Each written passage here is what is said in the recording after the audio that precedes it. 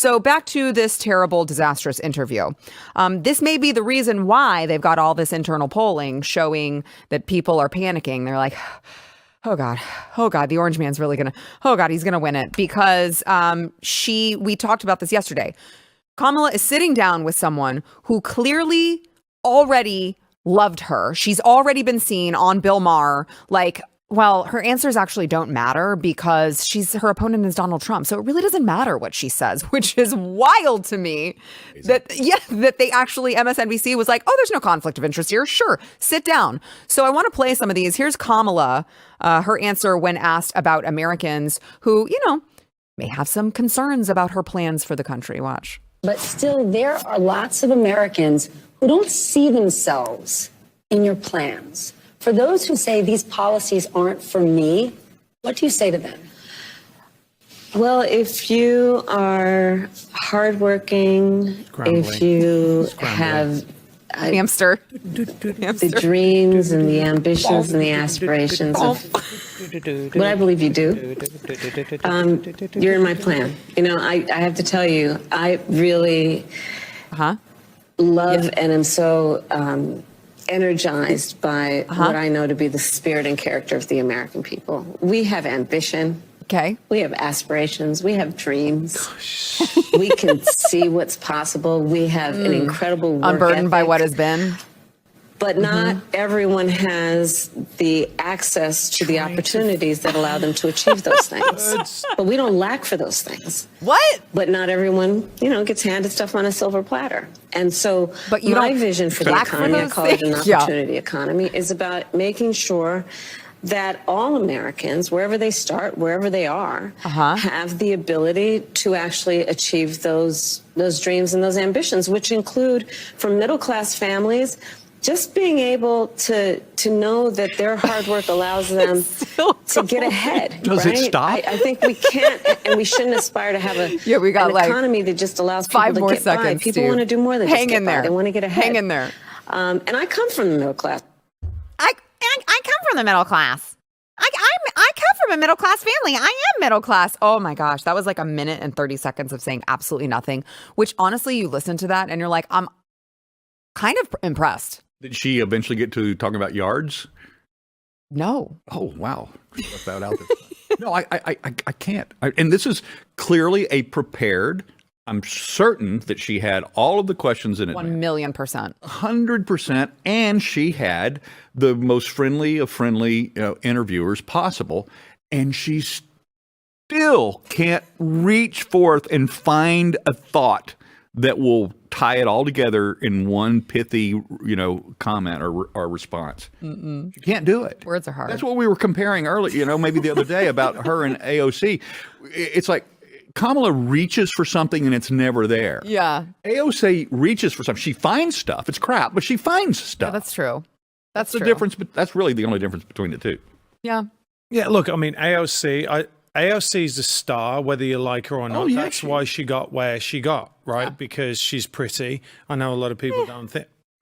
I think she is. I'm sorry. I think she is. I'm on Matt's team. No, yeah, Steve. I'm sorry. No, I still contend the bar is only low because there's who else? She's not Anna Paulina Luna. Let's just put it like that. Thank you. Who's got everything, but you can tell that Kamala just did enough, to get by and got out the room, right?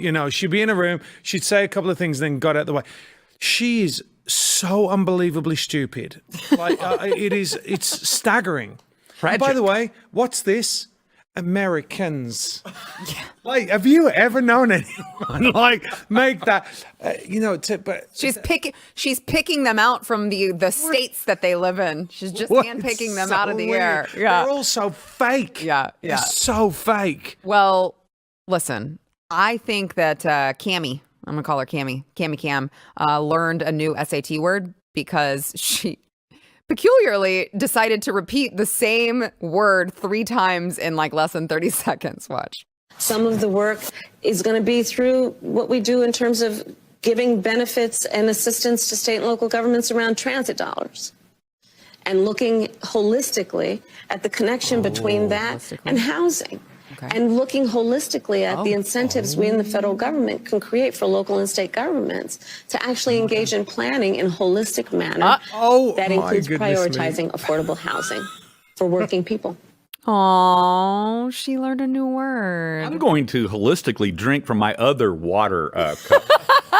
Water. We've driven Steve to drink at this point in the program. Let's play one more here, and then I want to play for you guys the reporter's reaction afterwards. So, having been second in command of the entire freaking country for the last 3.5 years, Kamala wanted to talk about, once again, how hard it is to live in a Joe Biden, Kamala Harris America. You know, home ownership for too many people in our country now is elusive. You know, gone is the day of everyone thinking they could actually live the American dream. All Donald Trump has to do is literally just play her own words and say, I'm Donald Trump and I endorse this. I think that's genius. Let's get that to the campaign. Right Yeah, away. yeah. Well, I mean, I think they've done it with other stuff before, but it's like, I think that was Tim Walz saying we can't afford 4 more years of this. Right. Take Kamala. Take the main stage right there. Take the one who is running for president of the United States and have her in power right now saying times are too hard. It's tough. We can't do this anymore, guys. Yeah, because you're in charge. All right, I want to play one more for you. This is, of course, Stephanie Ruhle, the interviewer there, playing defense for Kamala. This is how you know that they know that she sucks. This is her playing defense for Kamala just like a couple hours later on MSNBC last night. One could watch that and say, well, she didn't give a clear, direct answer. That's okay, because we are not talking about clear or direct issues. What? I was so hoping you were going to play that one because that's so the bad. one. That's the one. That's the ultimate excuse. You don't have to be coherent because we're not talking about coherent issues. You don't have to be cognizant of what's going on in this country because these are not, nobody can possibly comprehend what's going on.